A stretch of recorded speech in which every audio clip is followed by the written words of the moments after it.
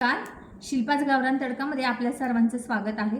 आज आपण बनवणार आहोत पावभाजी आणि त्यासाठी लागणारं साहित्य बघून घेऊयात। बटाटा, गाजर, टोमॅटो, बीट, शिमला मिर्च, वाटाणा आणि फ्लावर, गरम मसाला, लाल तिखट, हळद, अद्रक लसूण पेस्ट, पावभाजी मसाला, मीठ आणि कोथिंबीर। चला तर आपण सुरुवात करूया। आता आपण हे सगळं धुवून घेतलेले आपण कुकर मध्ये टाकणार आहोत। हे सगळं आपण हे सर्व आता कुकर मध्ये शिजवून घेऊयात।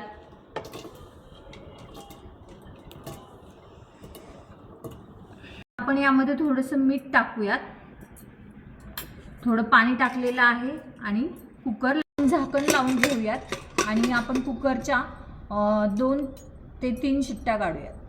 आता आपण यामध्ये 2 पळ्या तेल टाकून घेणार आहोत।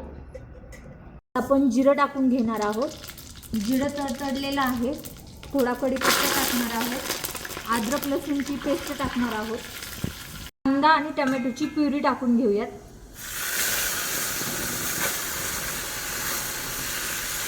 हळद, गरम मसाला आणि लाल मिरची टाकून घेणार आहोत। त्यासोबत पावभाजी मसाला देखील टाकून घेणार आहोत। 1 हाफ बटर टाकून घेणार आहोत आणि चवीनुसार थोडंसं मीठ देखील टाकून घेणार आहोत। आपण आपला मसाला छान असा परतून झालेला आहे आणि आपण जे स्मॅश केलेलं आहे ते आपण त्यात टाकून घेऊया।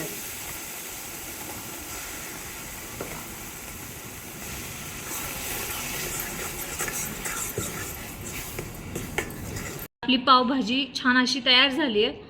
वरतून आपण कोथिंबीर टाकून घेऊयात। अशा प्रकारे आपली पावभाजी तयार झालेली आहे। लहान मुलांना अतिशय जास्त आवडते। तुम्ही ही घरी बनवून पहा आणि कमेंट करून सांगा कशी झाली आहे ते।